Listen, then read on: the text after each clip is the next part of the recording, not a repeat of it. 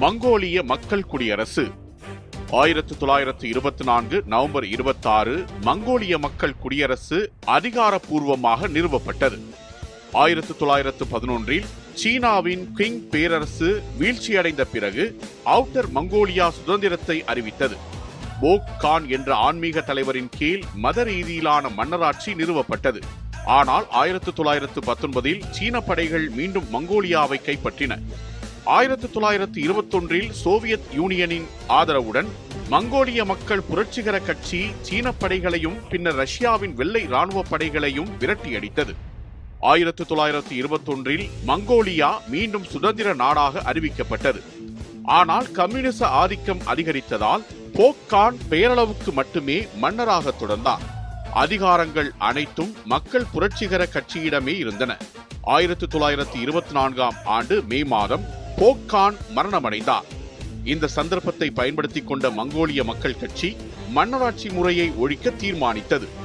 1924 November மாதம் மங்கோலியாவின் தேசிய சட்டமன்றம் கூடி ஒரு புதிய அரசியலமைப்பை உருவாக்கியது. இந்த அரசியலமைப்பின் மூலம் மங்கோலியா அதிகாரப்பூர்வமாக மங்கோலிய மக்கள் குடியரசாக அறிவிக்கப்பட்டது. இது சோவியத் யூனியனுக்கு பிறகு உலகின் இரண்டாவது கம்யூனிஸ்ட் நாடாக அமைந்தது. புதிய குடியரசு சோவியத் யூனியனின் வலுவான செல்வாக்கு மற்றும் பொருளாதார உதவியின் கீழ் வந்தது. நடைமுறையில் மங்கோலிய மக்கள் குடியரசு சோவியத் யூனியனின் சேட்டிலைட் ஸ்டேட் எனப்படும் துணை நாடு போலவே செயல்பட்டது.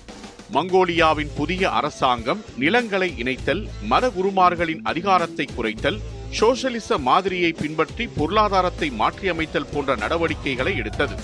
மங்கோலிய மக்கள் குடியரசு 1924 முதல் 1992 வரை நீடித்தது.